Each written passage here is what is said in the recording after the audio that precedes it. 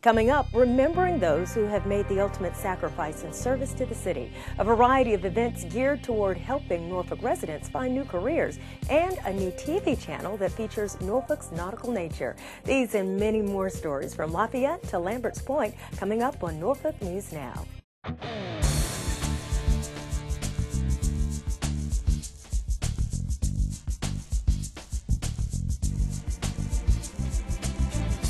Welcome to the June edition of Norfolk News Now. I'm Karen Parker Chesson with the Norfolk Police Department. Thanks for joining us. Norfolk police and their families gathered during National Police Week to remember and honor the fallen heroes of Norfolk's Thin Blue Line. The Triple N's John Linka has more. For the land of the free and the home of the brave.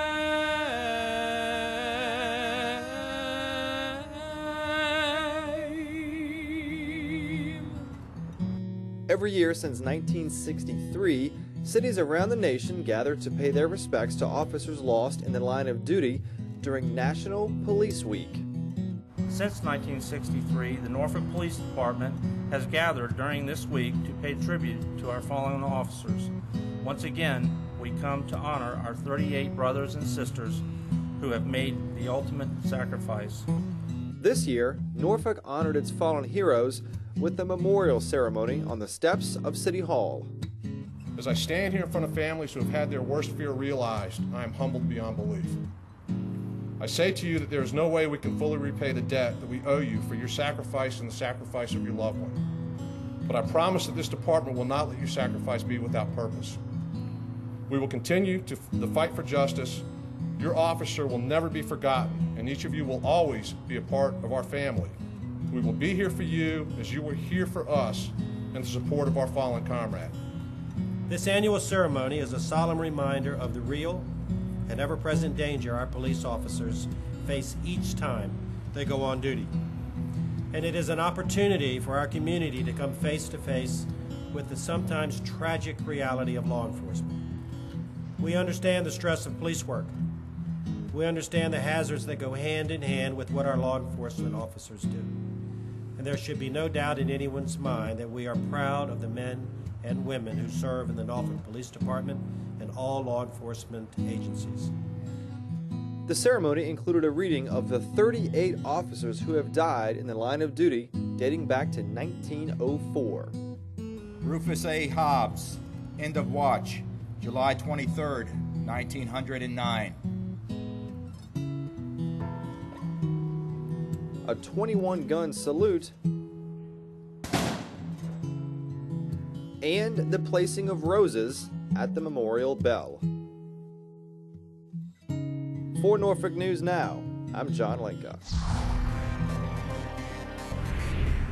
Getting started in a career can be tough enough, but the hurdles for adults looking to start college, go back to college, or learn skills for a new career can downright be daunting. That's why the City of Norfolk has partnered with several other sponsors to host a resource fair aimed at adult learners. The Investing in Yourself Through Higher Education event is set for June 22nd from 9 a.m. to noon at Norfolk Scope. Representatives from local colleges, universities, and trade schools will be on hand, as will human resource staff from the City of Norfolk and other education and employment-related organizations. Participants can attend workshops on applying for financial aid, transitioning to a new career, and going back to school. The event is free. Registration is not required, but you can register in advance at norfolk.gov. Another path to a new or better career is through an apprenticeship. The city recently hosted Scope Your Future, an apprenticeship expo featuring employers and organizations who are hiring for apprentices. The all-day event at Norfolk Scope was a chance for people of all ages to learn different skills when it comes to managing their money and preparing for the tough job world. In the daytime, we had general public workshops from 9 a.m. to 12. Basically, that was a bunch of different groups coming in. We had Dress for Success here, the VEC doing mock interviews. We had financial aid presentations from the Virginia Tidewater Consortium for Higher Education. We also had TCC here working on resume writing and career readiness certificates. Just kind of a mix-up of a lot of different workshops, a lot of different services that are needed for people who are actively seeking jobs and employment. It was also a chance for more than 75 businesses who have registered apprenticeships from the Virginia Department of Labor and Industry to set up exhibits and to get to know the folks who might one day work for them. A win-win for everyone. I had heard that there were a lot of good opportunities for employment here at this fair, so I felt like it would be something I should probably attend. I feel like that anyone out here that is looking for a job should, like, if they want it and they're willing to work for it, they should probably be able to get it. And if all these companies are here today, then I feel like that a lot of people in Norfolk should be hired or whatever. So that's good for people like me. The city recently hosted its first ever job fair for military veterans. The V3 Connect event at Scope brought more than a dozen employers to talk with veterans, National Guard, and Reserve members who are ready to go to work. It's not a job fair, it's a Connect event. So we obviously in the area have a large population of veterans, and they are out there seeking jobs. What we discovered through the V3 initiative is that there are people that want to hire them. So what we're doing is bringing the companies that want to hire veterans together with the people who are looking for jobs. Well, I like the fact that they think enough of us to want to include us, to try to do something to help us. Some of us underemployed, some of us not employed at all. But here's an opportunity now to meet with potential employers and do something to get ourselves back on track and perhaps get a good job, good paying job, and make ends meet again. Local veteran and family resource partners were also on site to help vets looking for work or who need assistance. As Virginia continues its mission to become the most veteran-friendly state, the Virginia Values Veterans Program, or V3, has been actively engaging employers throughout the Commonwealth to train and educate them on the benefits of hiring and retaining veterans for their businesses. Norfolk's a very military-friendly town. We've got a lot of military-friendly employers. But we're really trying to give an opportunity for these companies to get in front of a large group of veterans. The traditional job fair approach that you see put on doesn't always work the best for the employers or the veterans. A lot of times they walk away not sure if they've gotten anything out of it. We want to make sure that we're connecting the employers directly to the veteran, and we're connecting the veteran directly with the employers. So not only do the veterans know what's available for them, but the employers know what sort of talent pool they have out there that they can draw from. The city of Norfolk received the bronze certification and continues to lead the way in hiring and retaining veterans through V3. To date, 66 companies have been certified through the program and have pledged to hire more than 2,600 veterans. The city is getting some help from the Rockefeller Foundation in developing a more resilient stormwater infrastructure.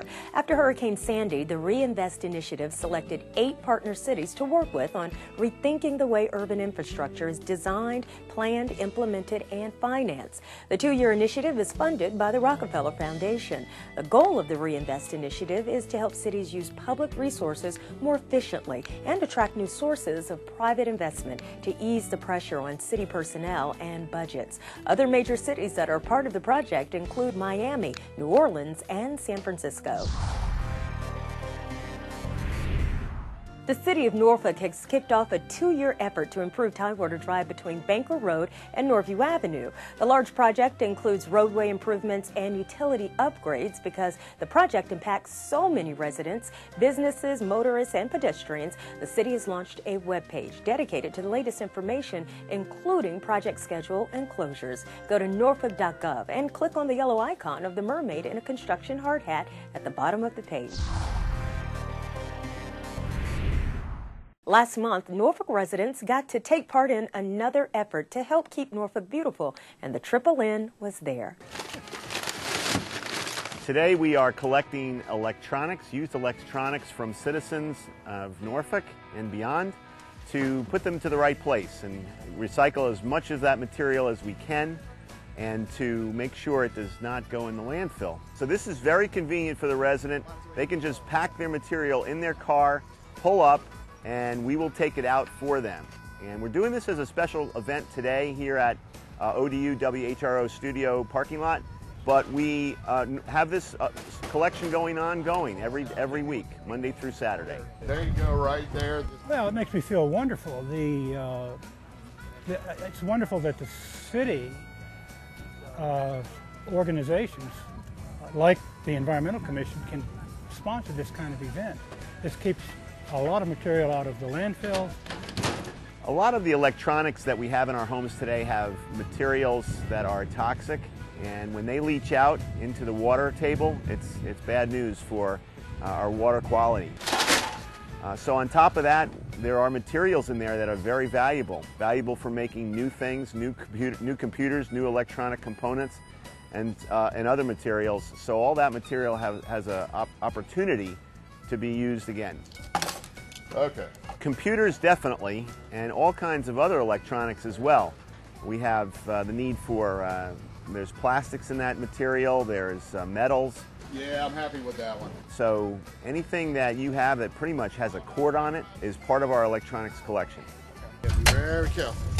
Compact fluorescent light bulbs are better, they last longer, and they use less energy. But they do have a very, very trace amount of mercury in them. And that should not go in the regular trash. That is also toxic material, and so those bulbs can be recycled at most hardware stores, but definitely at our Household Hazardous Waste Collection Center in Norfolk on 1176 Pine Ridge Road, open Monday through Saturday, 10 to 2. When we come back, a 3-part series exploring autism is airing right here on the Triple N that you won't want to miss. Project Homeless Connect returns to scope with more options to help the city's homeless. Plus, Norfolk's newest public art piece is an interactive delight that really comes alive at night. Welcome to the new Norfolk.gov, rebuilt from the ground up. New features make it even easier to find information and stay connected to the city of Norfolk. Features like Notify Me can message you about public meetings, events, and more straight to your phone or email. With My Dashboard, you can sign in with Facebook or your email and create your own personalized landing page. You can customize your dashboard with quick links, calendars, news updates, alerts, and even track your requests. When you're logged in, you can mark any page as a favorite for easy access and easily share any page to most major social networks. Explore these new features and more on the new Norfolk.gov. Accessible, connected, focused on you. It's easy and safe to roll together on Norfolk's roads. This is one of Norfolk's new Sharrows. Sharrows remind motorists to slow their roll and treat bikes like other vehicles. Bikes have just as much right to the road. If you can't pass by more than 2 feet, slow down and wait. They also remind bicyclists to know their role by traveling with traffic and obeying all signals and signs. It's up to all of us to share the road because we roll together.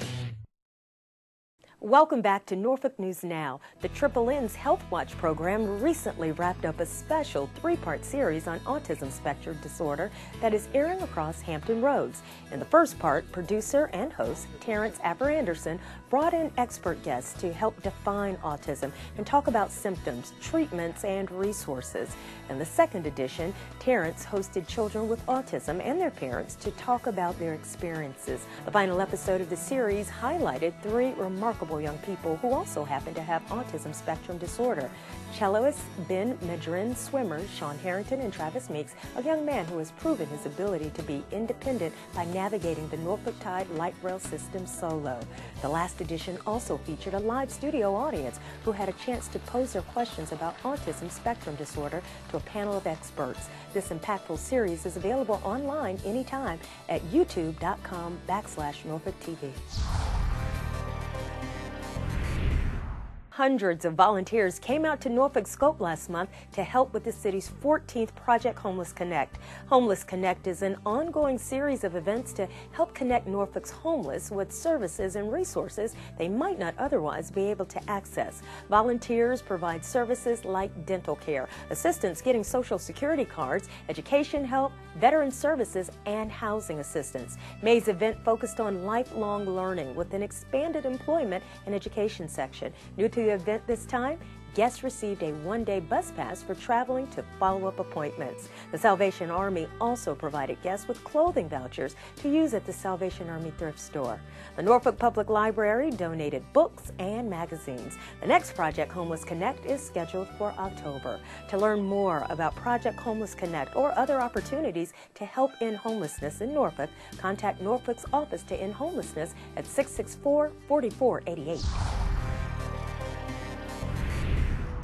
June means the end of the school year and the start of summer, but it also marks the start of hurricane season. Being prepared and having a plan are the keys to limiting the impact a hurricane can have on you and your family. The first step is knowing if you live in a hurricane evacuation area. If you do, determine the best route to evacuate if you need to. If you or a family member need help getting out because of a medical concern, you should register now with the Hampton Roads Special Needs Registry. You can also find information about the registry online at readyhamptonroads.org. Now is also the time to ensure you have secured your home from damaging winds, including having pre-cut plywood for your windows and a way to secure them. And if you live in an area prone to flooding, determine if you need flood insurance in addition to your regular homeowners or renters insurance. If you expect to shelter in place during a storm, get your hurricane kit ready in advance. Plan for 1 gallon of water a day per person for 7 to 10 days and non-perishable food for at least 3 to 7 days. Include a basic first aid kit and any prescription medications, flashlights, battery-operated radio or television, and extra batteries. You can get more information about what to put in your hurricane preparedness kit and what to do before, during, and after a storm by visiting FEMA's preparedness site, ready.gov. Norfolk's nautical events are now on display for the world to see. TV 48's John Linka is here to tell you about a new TV network that will showcase all the wet and wild fun in Norfolk. You're looking at video from Nautical Channel. We are the only 24/7 worldwide TV channel dedicated to the nautical sports and lifestyle. Based in Italy, Nautical Channel is available in 5 languages to 22 million subscribers in 42 countries and counting throughout the world. The Nautical Channel is about 65% sports, so we're talking about nautical sports, we're talking about sailing, surfing, kayaking, paddleboarding, and every kind of boating sport there is out there. We cover all the main events like the America's Cup, Wild Ocean Race, all the transoceanic races. We also cover a lot of local events, so a lot of sports, and then about 40% is lifestyle, travel, adventure, the environment, and other topics of interest both locally and worldwide. So what the heck does all this have to do with Norfolk? And we're starting off here in Norfolk in the whole United States. We're starting off our grassroots campaign. Norfolk has a rich, very rich nautical history and very rich nautical lifestyle that happens here every single day. It's not very well promoted, both in the United States and abroad. And so we thought it was a good place to start because it was a win-win both for us and for Norfolk.